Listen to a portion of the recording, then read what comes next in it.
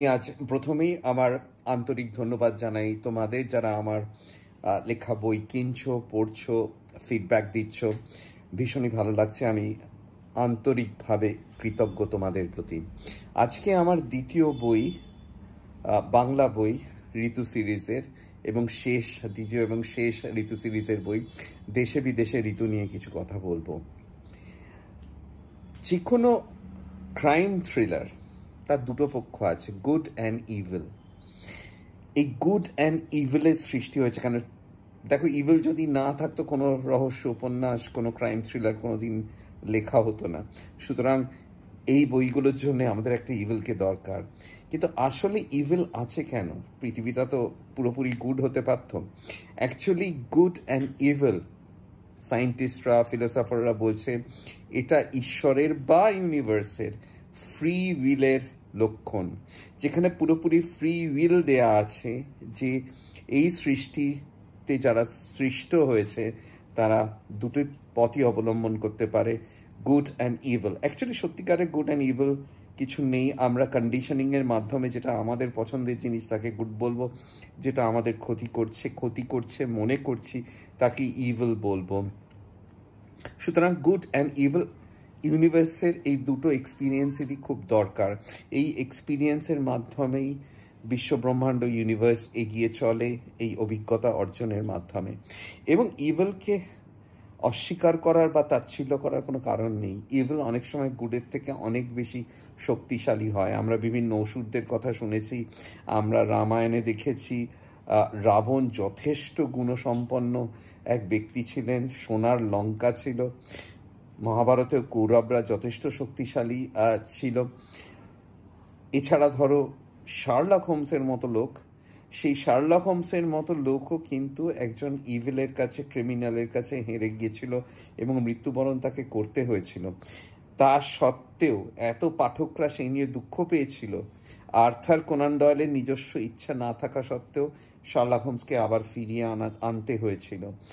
Harry Potter দেখো, Voldemort কিন্তু অত্যন্ত শক্তিশালী, অত্যন্ত বুদ্ধিমান, অত্যন্ত ট্যালেন্টেড পার্সন ছিল, তবেই সে ভলডেমর্ট হতে পেরেছিল। সুতরাং ইভিলদেরও এবং ইভিলদের এই যে সাফল্য, ব্যক্তিত্ব এবং তারা কেন এই পথে যায়, তাদেরও নিজস্ব কোনো কারণ আছে, নিজস্ব কোনো সেই কারণের জন্যেই তারা এগিয়ে যায়। এবং এই কারণগুলোকেই আমি অনুসন্ধান করেছি আমার ঋতু সিরিজের বইগুলোতে, যেখানে কি ইভিলের মনস্তত্ত্বকে যথেষ্ট প্রাধান্য দেওয়া আছে। এই দেশে বিদেশে ঋতুতেও 6টা গল্প আছে। প্রথম গল্পটা হিমালয় এক্সপিডিশনের ওপর বা মাউন্টেনিয়ারিং এর ওপর। আমার ছোটবেলা থেকেই নেশা, মাউন্টেনিয়ারিং নিজে করতে পারলাম না, কিন্তু কোনো এনসাইক্লোপিডিয়া, বুক অফ নলেজ হাতে পেলেই প্রথম মাউন্টেনিয়ারিং নিয়ে পড়াশোনা করতাম। আজও পড়ি, আজও আমার মাউন্টেনিয়ারিংয়ের ওপর ভালো বই ভীষণভাবেই আমাকে আগ্রহ জাগায়, ভালো লাগায়। তো সেই মাউন্টেনিয়ারিংয়ের ওপর প্রথম গল্পটি এও তো খুন। দ্বিতীয়টি হচ্ছে শাস্তি। এটা কিছুটা একটি আগাথা ক্রিস্টির একটি গল্প থেকে অনুপ্রাণিত, একটি উপন্যাস থেকে অনুপ্রাণিত, যেখানে একটি ভালো মানুষের ক্ষতি করা হয়েছিল এবং যে ভালো মানুষটির ক্ষতি করা হয়েছিল তার যে লোকজন, তার বাড়িতে যারা কাজ করত, তারা মিলে এই ক্রাইমটির প্রতিশোধ নেওয়ার চেষ্টা করে। এই শাস্তি গল্পটির পটভূমিও কিছুটা এরকম। সুতরাং আমি বারবার স্বীকার করি যে এটা আমার আগাথা ক্রিস্টির ওই উপন্যাস থেকে অনুপ্রাণিত।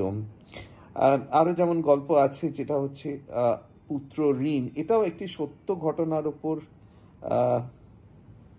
উপর অনুপ্রাণিত হয়ে লেখা, এবং এখানে একজন খুব পয়সাওয়ালা ধনী ব্যক্তির পুত্রকে তার বন্ধুরা অপহরণ করে এবং তারপরে যে ঘটনা ঘটে তা খুব মর্মান্তিক। এই ঘটনাটি আমাকে খুব মনে ছাপ পেড়েছিল এবং সেই ঘটনাটির ওপরই এই গল্পটি লেখা। তারপরে রয়েছে সিজ বা এতে তোমাদের একটা কথা বলি, একটা খুব ঘটনা, একটা সত্য ঘটনা। যখন ব্লু লাগুন ফিল্মটি এসেছিল তখন ব্রুক শিলস বলে যে নায়িকা ছিল, তার রূপে সারা পৃথিবী মোহিত হয়ে গেছিল এবং অনেকেই অবধারিতভাবে তার প্রেমে পড়েছিল। সেমনি পড়েছিল একটি সামান্য ছেলে।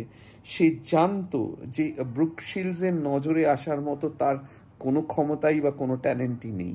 সেই জন্য সে ইভেন আমেরিকার প্রেসিডেন্টকে খুন করার চেষ্টা করেছিল।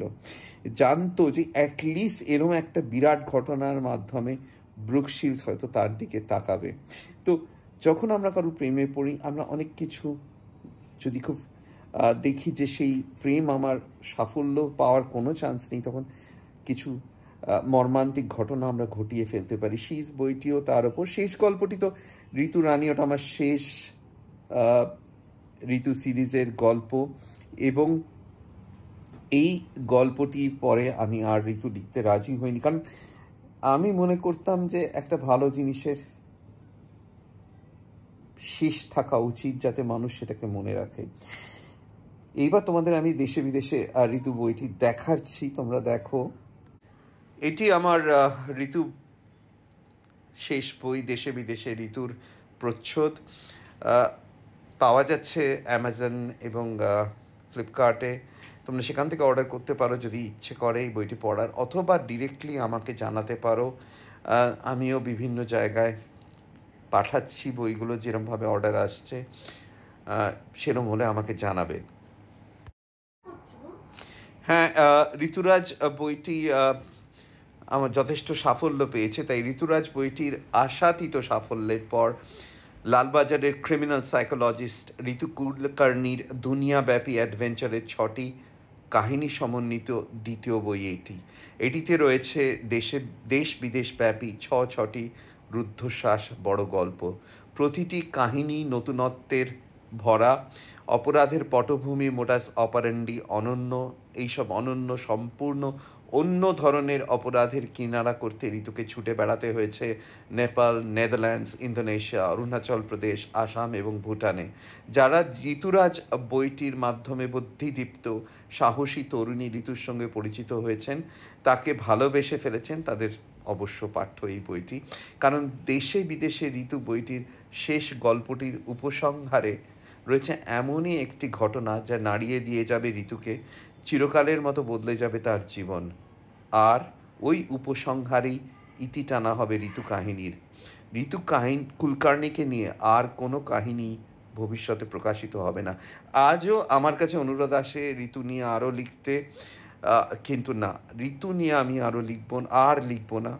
যদি কোনো দিন আর কোনো রহস্য, রোমাঞ্চ বা ক্রাইম থ্রিলার লিখি, তাহলে তা লেখা হবে সম্পূর্ণ অন্য পটভূমিতে, অন্য চরিত্র নিয়ে।